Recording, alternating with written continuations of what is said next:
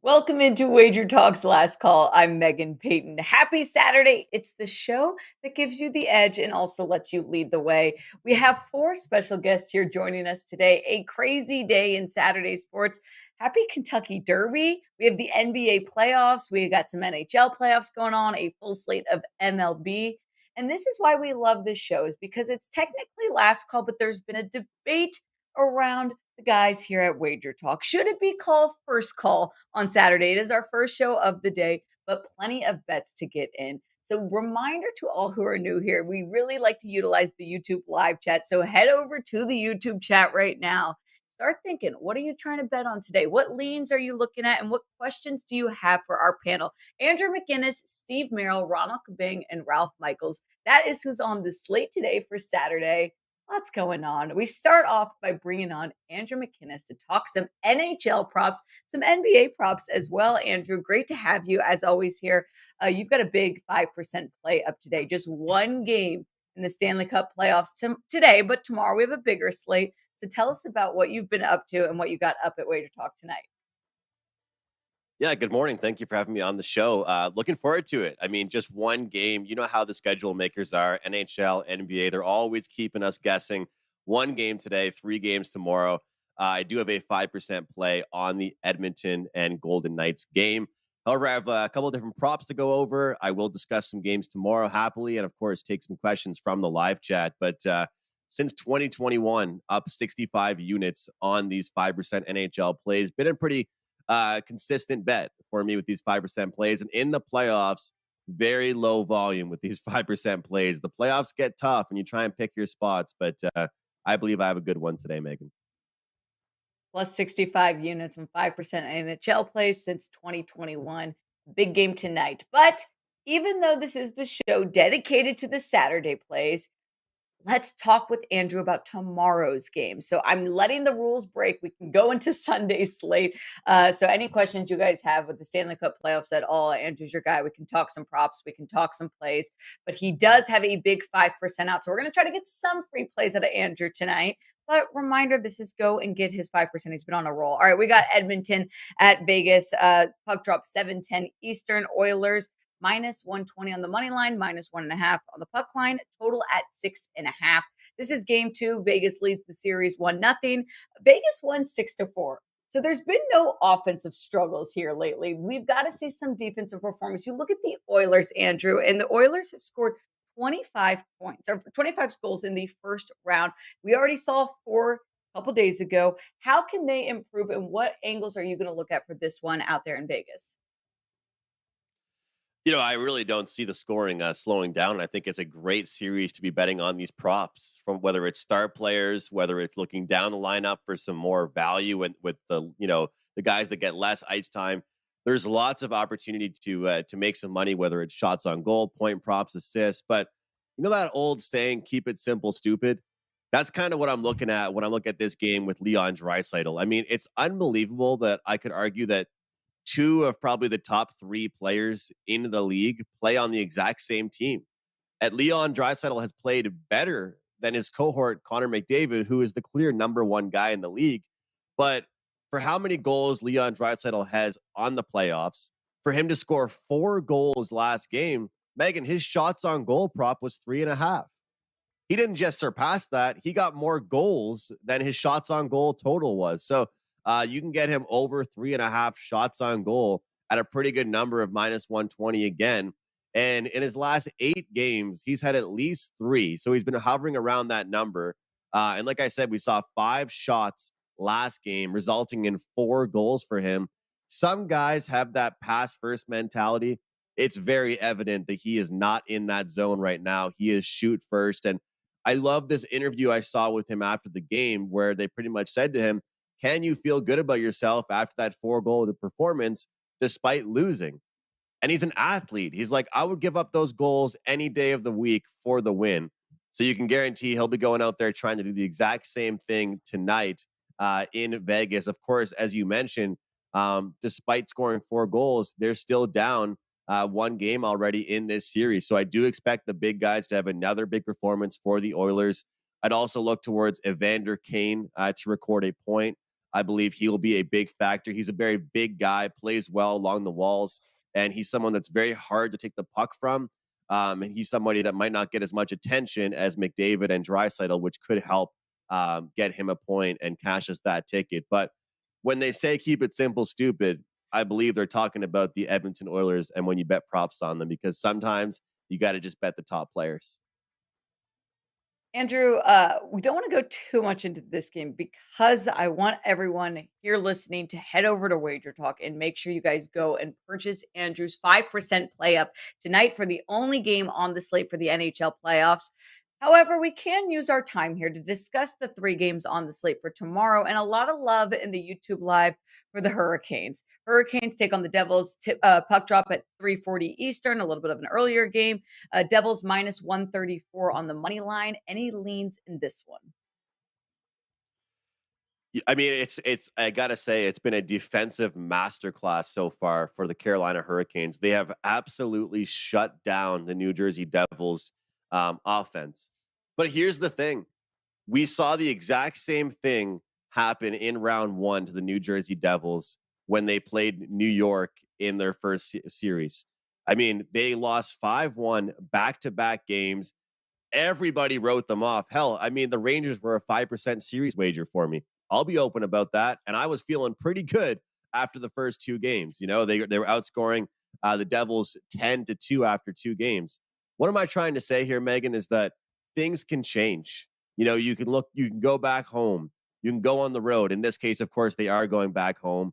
Carolina is such a good home team, but they're not as strong on the road. And I do believe that the Devils will get it together again. But having said that, I don't want to take them to win. What I want to do is take their team total over the 2.5 goals. When you get a 5.5 shaded towards the under, you can always get a pretty good price and definitely something that's worth betting. It's not too steep on team totals at the 2.5 number. Now, do I think that 3 goals could be enough for the Devils to beat Carolina? Sure, I do. But the team total approach is so nice for me, especially in the playoffs, that once you secure that 3 goals, you do not really care who wins the game anymore. You can shut your TV off if you want. You can lose interest or you can keep watching the game. But after they go over that 2.5, you cash that ticket. So I think the Devils will respond despite the defensive masterclass we've seen from Carolina. But I think the smart bet is just taking the team total over 2.5 goals for the Devils in game 3. Andrew, lots of people love to bet on the shots on goal. It's a fun prop in the NHL. And three Mhm. games tomorrow in the playoffs. We've got Stars, Kraken, Toronto, Florida, Hurricanes, Devils, already talking about them. Any shots on goal props that you will be eyeing for tomorrow's slate? A couple different ones to look at. I'll start with the Maple Leafs, William Nylander. Everybody talks about Austin Matthews, Mitch Marner, John Tavares, but I feel like William Nylander is like he's like that younger brother that doesn't get enough love in the family. That's how I feel like Nylander is on the Toronto Maple Leafs. He's someone that just doesn't seem to get enough respect. And of course, his number is kind of high, but he is a shoot first guy. He's not that much of a playmaker. I'm not saying he's a selfish hockey player, but he certainly has that shoot first mentality. So Nylander for the Maple Leafs, I'll be looking towards him. And for the Dallas Stars, Rupe Hintz is someone I'm looking at consistently. He's somebody that gets lots of ice time. He's out there on the power play, always getting set up for one-timers. And you want to look when you're betting shots on goal. I'll make this very clear. You want to look for the guys that don't try and be too fancy. Why do I say that? Because the guys that try and be too fancy, they're looking for the perfect shot. Some people, you know, they're like, I'm a Montreal Canadiens fan. Their player, Brendan Gallagher, he is probably like one of the least like fancy skilled players on the team. I hate to say it. He always goes over his shots on goal prop because he just fires everything at the net. It's never really that dangerous, but he fires it at the net. So as far as Seattle, Jaden Schwartz, he has been kind of their leader ever since their top guy got injured. So a handful of guys there with Nylander, with Hintz, and Jaden Schwartz as well. Pick Zombies in the YouTube live chat talking about the over in that Devils game. 5.5 right now. Not thinking that New Jersey's going to get it done. He says, would you lean over 5.5 goals? I would lean over because, pretty much we have seen good defense so far, but the home team Carolina in the first two games was able to put enough goals up to get that up and over. And I do think we're going to see a better offensive performance from the Devils. But like I said, the play for me would be the team total over for this Devils team, because I think for them to have success, obviously they have to score a few goals, but they need to shut down Carolina. It would not shock me in the slightest to see a repeat of what we saw in round one, where they got dominated through the first two games. They get that wake up call, reality check, whatever expression you want to use, and they show us a whole new team in game three. I expect that. I'll predict somewhere along the lines of a 3-1, 4-2 victory for the New Jersey Devils tomorrow. To me, that total all depends on if Carolina contributes, because I know New Jersey's going to really try and shut them down. And as you did mention, it has been more of a defensive approach for those two teams. All right, Jabaka 42. Why isn't Nylander on the first power play? There's so much talent. There's so many different, you have to spread the talent around. If they don't put him on the second one, then there's going to be a little bit less talent on that one. And they have so much talent to spread around that they had to put Ryan O'Reilly out there as well. So it's never a bad thing when the answer to a question like that is they have too much talent. So I guess that's my answer for it. But the good news is about him being on that second power play, he's the man. Like, he is the guy on that second unit. Whereas if he was on the first unit, he wouldn't really be getting as many looks. So for our shots on goal prop, I'm happy he's on the second power play. Andrew, I'm so tempted to talk to you more about the game tonight, but I'm going to cut myself off because I really want to encourage all of you who are watching, who are new to betting on NHL or who are a veteran in this. Andrew's been killing it with the 5% plays, 4-in-1 run, plus 65 units on 5% NHL plays since 2021. And he's got one up tonight for Edmonton, Vegas. Make sure you guys go check it out. Andrew, thank you very much for joining us here on Last Call. Have a great Saturday, and we'll catch you here next time. You too. Thanks so much. Before we move on to our next guest, I feel like I'm asking a lot of things of you guys today. Go get a 5%, go do this. But hey, we were talking with our producers off camera about how much engagement matters when we're doing shows like this. And whether you're participating in the YouTube live chat or simply just listening, please just click on the like button. It really helps us out a lot. It helps us be able to do shows like this for you guys. It's super easy, super simple. We're not asking you guys to do a ton of stuff here. Just click the like button so we can continue doing shows like this for us. However, we got more important things to talk about. We got the NBA playoffs, and Steve Merrill's here to break it all down. Steve, thank you very much for joining us here on Saturday. I mentioned the debate that we've got going on. You coined the term first call instead of last call. And so it is the first call for our NBA playoffs. We even got some MLB action that we're going to talk with you, Steve. You've been doing great. You have a 2-month MLB promo going on, $329 with the rest of the NBA included for free. Explain to the audience what you are doing up at WagerTalk. Yeah, Megan, as you know, it's been a great 2023. I've been number one in the NBA this calendar year, up over 88 units, and that's because we went 2-0 last night, and we are now 70% of the NBA playoffs, number one overall in 2023 in the NBA on sides and totals, and you can get the rest of the NBA the next month and a half through the finals for free when you get my baseball. Now, my baseball's been pretty darn good as well, 67% on side selections this year in MLB. Get the next 2 months through the All-Star game in mid-July, and you get the rest of the NBA included for free. There's no promo code needed, and you get it on my page right now, Steve Merril, WagerTalk.com. Merril here to answer any of your MLB questions, your NBA questions. Steve and I spend a lot of time together on the NBA tip-off show, so we've spoken a lot about this game on the slate tonight. That's Warriors-Lakers in LA. Lakers -3, tip-off 8:30 Eastern, total at 228. Steve, it seems like we can't talk about this game and not talk about AD because the theme is reoccurring. AD has a fantastic game, 30 points, 23 rebounds. And then where is he the next game? The next game, he's got 11.7 rebounds. And it seems like we can almost predict the future with Anthony Davis. So do you expect AD to have a big game tonight for the Lakers' first game at home? Well, we talk a lot about the zigzag with the NBA playoffs, right? And we can almost handicap Anthony Davis like the zigzag, like you were just saying. Yeah. And I do think it makes sense. This is a situation where they're going to probably play well. He plays well. They probably win this game. If not, I think they're in some trouble. Now, when handicapping the NBA, you always want to have a preferred side in the series. And I will say that the Warriors are my preferred side in this series. I had them in game one. It didn't work out.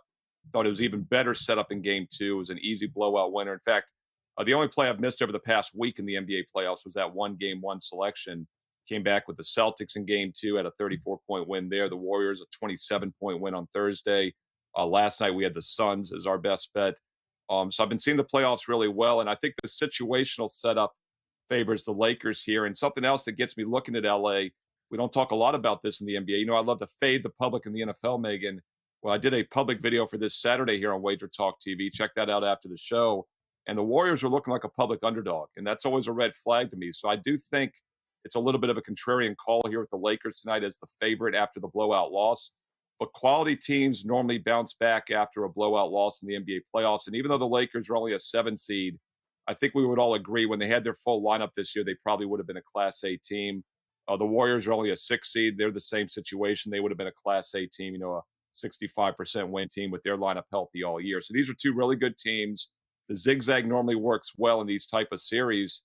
And I think back at home as well, Anthony Davis does step up tonight. LeBron steps up. And the Lakers might get some calls as well. You know, that was definitely the case in game one. Not so much in game two. We had Tony Brothers as the crew chief, so we all knew that was going to happen. But the other thing I'll point out is that Golden State lives and dies by the three. Now, they have been a little bit weaker on the road this year from three-point range. The reason their road record is so awful, 13 and 32, by the way, is because their defense has been a lot weaker on the road. I think a little bit of that's misleading because Andrew Wiggins was out for a couple months. He's their best perimeter defender. But you got to figure Golden State probably cools off a little bit on the road from three-point range. And the Lakers have actually outscored the Warriors in both games, including the 27-point loss from two-point range in the free throw line. Golden State was plus, what was it, like plus 45 points or something the other night. They were 15 net three-pointers, plus 45, and they only win by 27. So I think the Lakers can score down low and they get back on track tonight. Warriors probably still win this series, but I think the Lakers are the way to play game three tonight. Merril, I'm with you here. Yet I still try to find some value. And I think your Buck of 42 wants to know how hard we should hammer the Lakers tonight. And maybe is there another approach if we don't want to just roll with Lakers -3? Is there a way we can bet on them and still get some more value? Well, I mean, you could take them to win outright, but at the money line at minus 140, 145, I think there's less value. I'd rather lay the minus Yeah, I 110 agree. at -3, you know. So there's different ways to approach it. Obviously, the 0-2 teams like Phoenix last night, I also had a first half play on Phoenix. We know those teams do extremely well in game three. It doesn't really apply here because the Lakers did steal game one.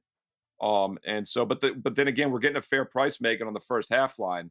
You know, last night Phoenix was -4 for the game. They're -3.5 for the first half because the odds makers know that 0-2 teams do really well in that situation. Tonight the game line is -3. The first half line is Lakers -1.5. You know, so we're getting a fair price in the first half line. You could maybe half a unit first half a unit full game just to take a little bit more of a hedge. Well, a lot of people in the chat right now already agreeing with you with the refs might be a little bit onto the Lakers tonight. Let's head over to the YouTube live chat. Let's answer some questions. Ghosted says, "Hey Steve, how worried are you about Phoenix with D-Book putting up Kobe-esque performance and KD being KD? The rest of the team didn't put up a concert effort. I had the under, sadly." Well, I mean, the big news last night, obviously going in, was that Chris Paul was going to be out, and I thought it was interesting that the line went from 5 down to 3.5 earlier in the week, yet went back to 4 last night when he was officially announced out. And as I mentioned earlier, I had a strong best bet on Phoenix for my clients at WagerTalk.com, even though the Nuggets are probably my preferred side in this series. And I say that because I had a best bet on Denver back in game one, and I resisted the urge to play the zigzag with Phoenix in game two and stayed off of them as a best bet. And that worked out. It set up a really good play last night. But I think the Nuggets still win this series. They're still up 2-1. One thing about Denver, you know, we talk about Golden State. Denver was below 500 this year on the road. Much, much weaker road team as well that people don't talk about a lot. And I do think there's something there because they have the thin air and altitude edge at home.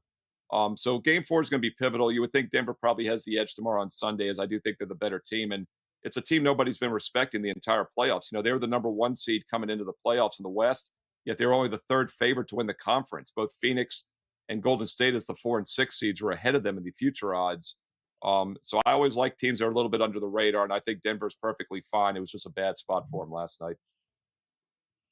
We're going to get into this game a little bit later with Ronald Cabang, but Derek Miller asking, how can anybody take the Knicks? You saw them in 2 games at home. What makes you bet your money on this team on the road? Well, I'll start by saying the Knicks played their best basketball, not at Madison Square Garden in the regular season. So I don't know how much home court advantage really means much to this Knicks team, but I could be a little bit on the contrarian here. Steve, how do you approach this one?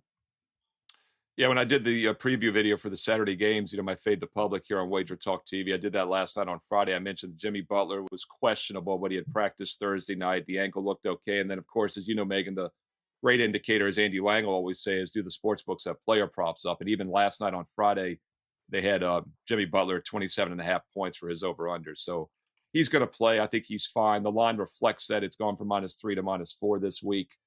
This is an ugly series. I don't like either one of these teams. They both pulled upsets in round one to get here. I did have the Knicks in game one against Cleveland, so I thought they were a live dog to win that series. I'm not going to call that much of an upset. Obviously, Miami knocking off the number one team in the NBA was a huge upset. The Bucks were 1-13 when that series started. Miami was like 8 or 9-1 on the take back. Miami was 50-1 to win that series, 4-1. Of course, that wasn't pricing in that Giannis was going to get hurt 10 minutes into game one. I'm still not a believer in the Heat. They cool off at some point. They're due to cool off. They're probably in some trouble. I'm not going to be using this game because these are two teams I really don't want to be involved with. I think they're both mediocre. They will not get past the next round, most likely against the Celtics. But for the meantime, I would agree. I think with you, I think if you're going to play this series, it's a dog series. It's evenly matched, so why not take the 4 points? Steve Merril, number one in NBA sides the last 2 years, number one ranked NBA plus 88 units. You also have an MLB NBA combo special up at WagerTalk.com. Make sure you guys all go check that out on Steve Merril's page at WagerTalk. We appreciate you spending Saturday morning with us here at First Call. We'll call it while you're here. Thank you, Steve. Have a great Saturday. We'll catch you next time. Thanks, Megan. We continue the NBA discussion with one of our NBA betting experts. That's Ronald Cabang. So, any questions you have, Heat Knicks is the game he's going to be previewing, but Ronald will be happy to talk Warriors Lakers as well. So, make sure you guys head over to the live chat. Ronald, thank you very much for joining us here on Saturday. You've been crushing it. You're on a 7-0 run for plays with 4% or greater. You also have a 4% MLB underdog play of the day. So, I don't want to quickly jump to NBA too fast. So tell us about that that MLB play you got going. Yeah, I've only been with Wager Talk just for like 4 or 5 days, but I've been with Sports Memo for a couple years now. But ever since I moved over, I've been doing a little bit of a different approach with Wager Talk, and it's been working out. So I've been putting out a underdog play of the day. The last few days, it hit 2 in a row, and they've been winning outright by a pretty good margin. So I'm feeling pretty confident with the new model that I set up in the MLB, and that's one of the plays that I have up today. Like you mentioned, a 7-0 run on those rated 4% per percent plays or greater. Also, I mean, I know we're going to talk about the NBA, and I've been doing pretty well, and especially in the playoffs, up 14 units in the last 10 days in the playoffs as well. So things are just looking pretty good right now. Ever since I moved over to Wager Talk, so things are going well. And congratulations, Ronald. Welcome to Wager Talk. It feels weird because you're such a regular. You've been on many shows before, so it feels like a very seamless transition. Ronald's got a coupon up. Welcome 2023 to save 50% on his packages. Ronald, your first show here at Last Call as an official Wager Talk member. So we're going to use you to our best ability, get some free leans, some free picks out of you tonight. And we're going to be previewing right now this Heat Knicks game. It's been the underdog series of the playoffs, kind of the two teams you really feel like shouldn't be here. This one tips off at 3:30 Eastern. Let's just be honest. Heat -4, total low, 209.5. This series is tied. Steve Merrill just mentioned it. Jimmy Butler should be back. How are you Mhm. handicapping this one out there in Miami? Yeah, I'm more focused towards the beginning of this game here, just primarily the first quarter. I like the first quarter total to go over the 53.5 that we see today. I know the series is tied 1-1. The Heat kind of stole game one there, and then we seen game two where Jimmy Butler missed that one, but they got some much needed rest. Both teams got much needed rest here, with both the teams really dealing with a lot of key injuries on both sides of the ball here. With that said, Butler and Caleb Martin still questionable for tonight's game, but Steve said, I think they both play tonight. The Heat, looking at the Heat primarily after the All Star break here, they've been really great at home. Even including the playoffs here, going 11-3 straight up, 9-5 against the spread, 10-4 to the over in their last 14 games. That includes a couple of playoff games here against the Bucks too. Their highest scoring quarter in those games was the first quarter, averaging a combined 59 points in those games. And in the playoffs specifically, their defense starts to tighten up in the further into the game they go. So in the first quarter, their defensive rating is the lowest out of all the quarters, and that's what I expect here with the Knicks trying to fight back to get home court advantage back, right? So on the opposite side, we see the Knicks in the 12 games after the All Star break where they were road dogs, and that includes the playoffs as well. They've typically started off pretty hot offensively, then start to fade the longer the game goes. So it's kind of like the opposite, right? Against the Heat, their highest scoring quarter was the first quarter in those games, averaging a combined 59.8 combined points in those 12 games. Not only were they scoring more, but they were also allowing the most in that quarter as well in those games here. So going back to the Heat again, they just lost game two, obviously without Butler, but I think some of the role players picked up a lot of confidence in that game there. Guys like Strus, Vincent, and even Caleb Martin as well. They played really well, even though it came in a loss there. But I think that's going to give them some momentum to play really strong early in this game and give Butler some time to get his legs under him after missing a game there. So taking into account like the trends and the current circumstances, I think that first quarter total is going to go over the 53.5. That should be the way to go in this one. Ronald, I like that approach for two teams that have been all defense, low scoring. If you find a way to get in over here, it's first quarter, and I like that approach. Is this series gonna go to game 7? I think so. I mean, we talk about the zigzag, right? And I think with two defensive minded teams, I know Miami hasn't been that, defensive minded after the All-Star break for the most part, but I think the pace of play is so low that these games will always continue to be tight and low scoring. And when we see tight games like that where we only see margins of like 5 points or less, I think it's always a chance for it to go 7 games. You never know what's gonna happen in the last couple minutes. We've seen how some of these closing minutes went with the Miami Heat, especially with the Bucks, right? Kind of coming from behind in the last minute to get a win and things like that. So a lot of things happen in slow paced games and where we think the game's gonna be maybe within a 3 to 5 point margin. Last minute things always happen. Derek Miller pushing back a little bit, saying Miami is the better team than the Knicks. So what's your argument for the Knicks being able to show up tonight? I mean, I agree with him. I think right now with Butler, I think they are the better team. They have the best player on the court, but at the same time, I think Butler coming off of that injury, we don't know if he's completely 100%. That could affect the game there as well. And also, the Knicks, the certain situations where in the playoffs is a little bit different than the regular season. Right now, they're fighting to get home court advantage back. They lost one in New York, so the mindset is a little bit different here. They can't take a day off. They got some extra days of rest as well. So I can't talk anyone off of the Knicks or the or the Heat. I mean, you could go either way, and that's really the reason why I focused in on that first quarter total because that's the most confident thing that I can play on this game specifically. So I I can't give you the best answer for that, but I, to be honest, I could go either way. Yeah, it's hard when these two teams have dealt with so many injuries. Jalen Brunson coming back from the ankle injury, he's back, but still, it's been a determining factor into this series. Mhm. So why not bet the first quarter? It's the most known thing. All right, Ronald, I'm putting you on the spot here because you are betting MLB, and Neil M wants to ask you an MLB question. All right, he says, "Hi, Ronald. Since you are talking MLB today, Mhm. the Oakland A's and Kansas City Royals put up 20 runs last night, hitting the over 10 and a half.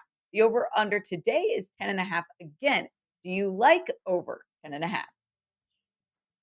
I would I so in MLB I'm more model based, right? Not so much trends. I mean I look at trends and things like that to support it, but for the most part I'm more model based on MLB. And from what I see here, we see some positive regression coming from British. So I think maybe the under might be the way to go there. I think some of the numbers are misleading based on what his current, ERA and things are like are showing. So to me, I think we're going to see a better performance from him and maybe a letdown from offensively. So I think the under might be the better look in that one, in my opinion. I mean, 10 and a half runs is pretty high. We know the bats have been going a little bit, but sometimes there's a situation where they get a little bit too hot, and you got to find that spot where you think that the opposite happens, right? You find a pitcher that is going to have a positive regression, and you see the bats where we might have negative regression go the opposite way, and that would point towards the under there. Ronald Cabang, thanks for talking all things NBA and MLB. Brand new member officially to Wager Talk TV, 7-0 run on plays 4% or greater. Make sure you guys head over to Ronald Cabang's page on Wager Talk. You can use coupon Welcome 2023. You're going to get 50% off of his packages. Ronald, we can't wait to have you on here more. Thank you very much for joining us here on Saturday. Thank you. We end with some trends and angles this evening, or this morning, that is. Ralph Michaels has been very patiently waiting, hearing all the cappers discuss their thoughts and leans on the games. And now it's time to bring in the trends and angles expert. That's Ralph Michaels. Thank you very much for joining us here, Ralph. Great to have you as always. My pen is on the floor, so when I'm off screen, I'm grabbing it, putting it up on camera. Ralph, it's great to have you here. You're always in the back of my mind as these games continue, these trends continue. And we're just going to dive into everything because we have NBA, we have NHL, we have MLB, and we've got Ralph Michaels. So before we get into some of your thoughts, how are you and what's been going on for you at Wager Talk? Doing great. Number in the leaderboard the last 3 days, the last 30 days. It's been a nice solid run. NHL, I've only been doing NHL for 2 years, and my God, I am jealous when I listen to McInnis because I don't know players. I don't know who's on the power play. I look at goalie stats. I look at situations, and it's had success. So, the full disclosure, we don't want to blow smoke up people's ass when we don't know things and how you handicap. There's different ways to handicap. College football, college basketball, I'm player-based. But in the NHL, a situation we'll talk about coming up. But Meghan, I wanted to go, what's nice about being fourth here is that I'm typing away playing on the database as you guys are talking. So I missed the name of the last person who asked the question about the 20 runs being scored last year. I went to the database, and Neil, I can tell you this. When both teams scored 8 or more runs in the last game, it's happened over 1,200 times in the database going back since 2004. The over-under has been 48.5%. So 51.5% of those games have gone under. That's something that's not going to change the way you handicap the game, but it does make you aware, is this the play on situation because great things happened? Or is it just an anomaly and you handicap the next day based on the starting pitchers and so forth? And that's certainly the case in that situation. Ralph Michaels, I got my pin. I also want to give a quick shout out to your son, Jeff Michaels, who cashed his first ever 5% Wager Talk winner and his fifth straight winning 5% play. So we congratulate your son, who I know you're very proud of, who we have here on the show a bunch as well. Ralph, you're always here for a stat, a trend, and we're going to get right into it. We're looking at MLB trends and angles. Teams off a 9th inning comeback. What's happening there? So, this is actually a game I used, partly because of the system and partly I think of the value. So when you go back since 2018 and you look at MLB teams at home that are off a home win where they trailed by at least 1 run after the 8th inning. So you're in your last at bat in the bottom of the 9th. You were down by at least 1 run. And those teams, the next day, Meghan, like the Angels, despite being an average favorite of minus 113, have only gone 39.8% against the spread. That is a 38-unit loss. And you look at the return on investment, that's minus 26%. So teams like the Angels that did have a 9th inning comeback or tied the game in the 9th and went into extra innings, a paltry 60.2% play against with an average line of a favorite. You add in the pitching matchup. I'll take Eovaldi versus Detmer. When you're off a 3-game shutout, a complete game. We don't say that very often, Megan. Eovaldi off a complete game. His last 5 starts, a 33-3 strikeout walk ratio. And Detmer's in his last 2 starts at home, a 5.06 ERA and a 1.41 whip. So the first part of this breakdown was the system that got me looking at the situation, looking at the pitching matchups. Getting this game at basically a pick'em is a situation where this is an actual client release for me on Texas with Eovaldi. Ralph, let's continue the MLB discussion. We have a graphic to talk a little bit about this one here, but we're looking at top MLB teams, yes or no, for first inning run. You know, Megan, how many people want instant gratification when they make bets? You know, you look at the first Exactly. 5, how much popular that's gotten. And now we have the yes or no first inning run. So it's important to realize this. I started doing a chart that I put on Twitter every day, and Kyle puts on an article at WagerTalk News. Thanks for that, Kyle. And it basically shows you the performance for every team in the first inning. So if we could see the chart, you're going to see it's color-coded. And why is it color-coded? Yep. Well, the dark green means you are the team that scored the first run. The light green means the opponent scored the first run. And the blue means both teams scored the first run. So when you're looking at this chart every day, you can break down, is the offense doing well? Or perhaps did we get a first inning run because of the pitcher we faced in those situations? And if you look all the way to the left-hand column, I break down the current streaks. If you see right now the hottest yes streak, the Philadelphia Phillies have gone yes first inning run 5 straight games. Detroit, the Dodgers, and St. Louis have had a yes 4 straight inning games.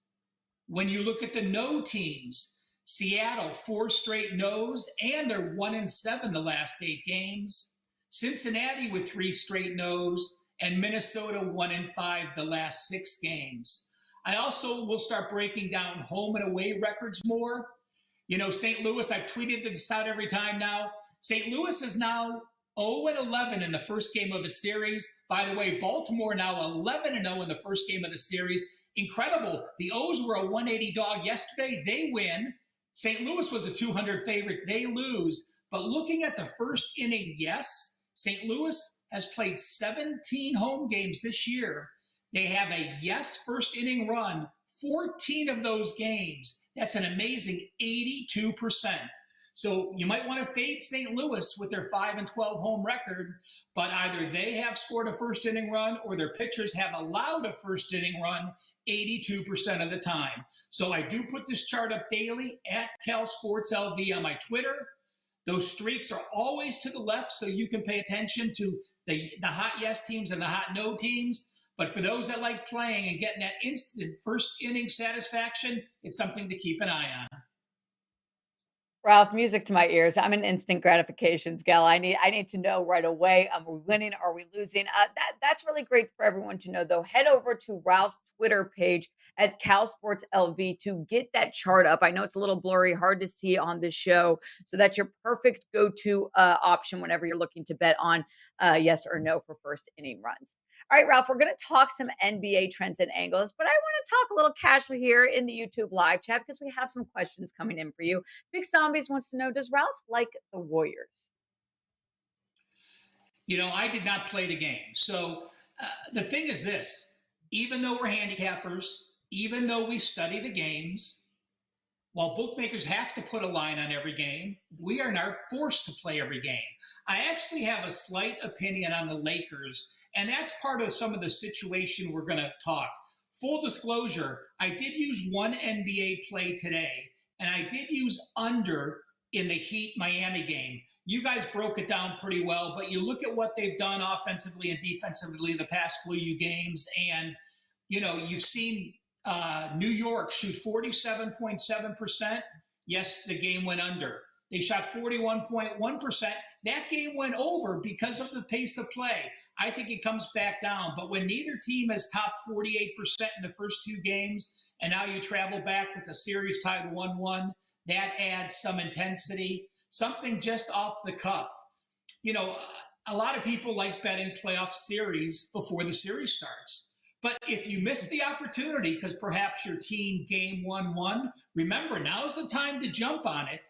And when I went back into the database, when teams are 1-1, like both of them are today, Golden State and LA and New York, Miami, the winner of game 3 has won the series 73% of the time. So it's a situation where if you miss that series play and you do like the team that's going to play tonight, and maybe you don't want to bet them, if you're a Golden State fan and you think Golden State's going to win, obviously you want to put some on the money line as a dog.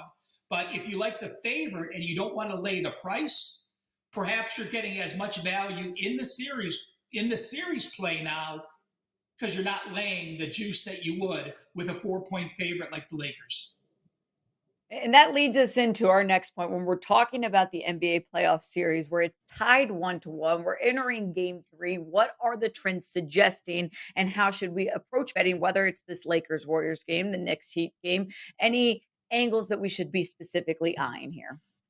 Well, I'm going to break down a couple 1-1 situations. And if I give you a trend or give you an angle that has a positive or a negative record, I am not telling you to bet that side.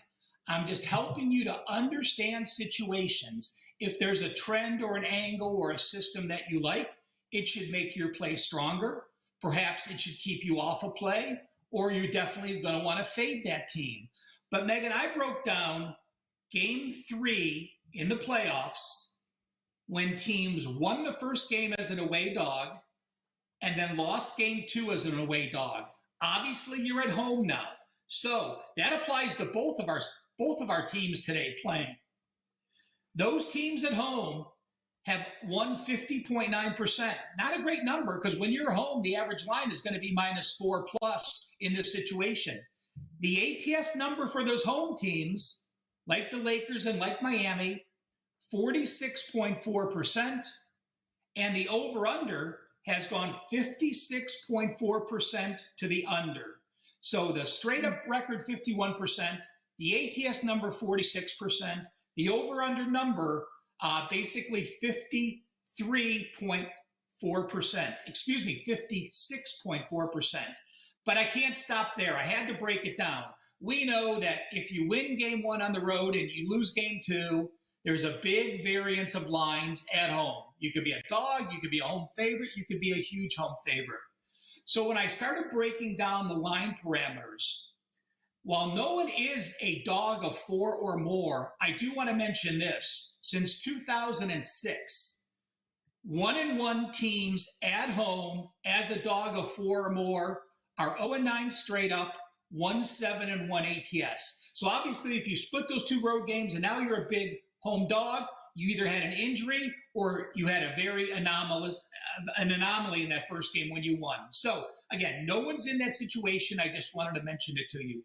But when we look at 1-1 teams that won game 1, lost game 2, and are now a home favorite, like both teams are today, those teams have gone 21-7 straight up. That is 75%.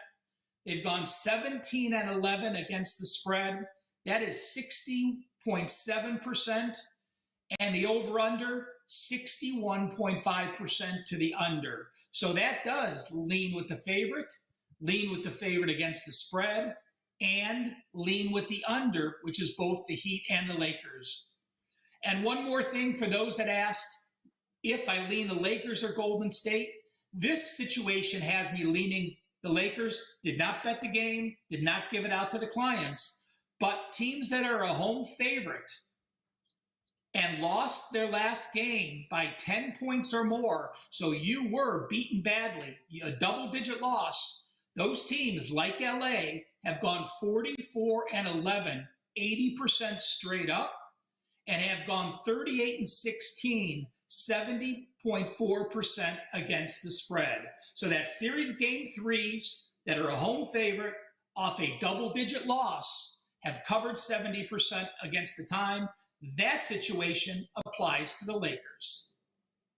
If I needed any more reason, Ralph, to bet on the LA Lakers, I feel very great about my decision here, Ralph. I really interesting. Always hearing your breakdown and trends and angles when discussing the NBA playoffs. One that I haven't gotten to talk too much with you about, and I'm interested to pick your brain on, is the NHL playoffs, specifically NHL playoff road teams this season, and how that affects your betting and handicapping as we continue on with the Stanley Cup playoffs today and tomorrow. Well, I'm going to look down, guys, while I type in the database just so I can give you some clarification here. Let me just go. As you're finding that, Ralph, I'll go. Go ahead.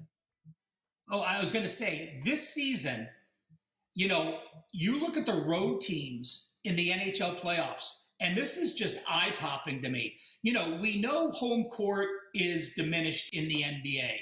Listen, I'll go back. I used to be a Cavs season ticket holder. And then when LeBron came, when I've lived in Cleveland, when you hear the best players say this, hell, I don't care about winning games down the stretch. I'm not worried about getting a seed. If we are healthy in the playoffs, we can win games. And the home court is really negated in the playoffs. That's something to have to remember. Even more so in the NHL. So when you see these price swings from game 2 as a home favorite to game 3 as a home favorite, that's just the book saying, listen, guys, we know what the public's going to bet.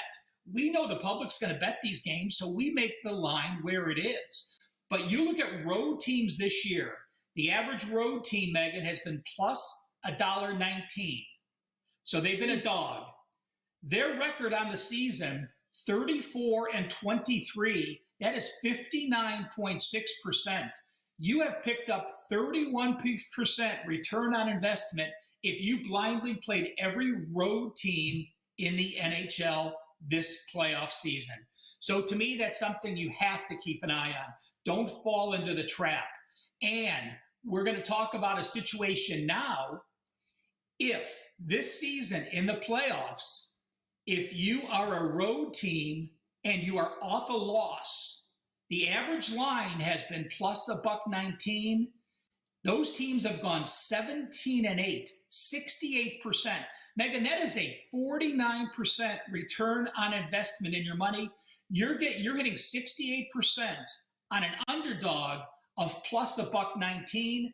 That means the average favorite line has been minus $1.40. So again, don't fall in the trap about those home edges. While the home team has done very well, while the road team has done very well this year, I do want to break down the last couple years so you don't get too excited. We may see a return to the mean. Last year, road teams only won 40% in the playoffs. 2 years ago, 46%. 3 years ago, 55%.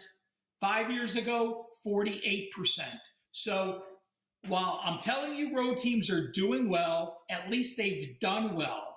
When you're using these type of situations, it is always fluid. You have to make sure when we get to the further rounds and the games mean more, or you're in your championships or the Stanley Cup finals, you don't want to take something that happened earlier in the playoffs and just make it an automatic bet on. I know earlier this year, the last thing I have on hockey, we were talking about, I think it was McInnis talking about the over tonight, and I think he liked the Edmonton team total.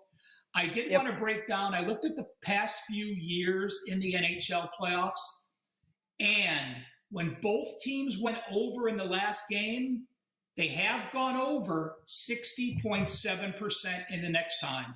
So we started this segment with 2 baseball teams scoring 8 runs or more. That was a lean to the under. When the NHL game does go over and those same teams are playing, it has gone over the total 60.7% of the time.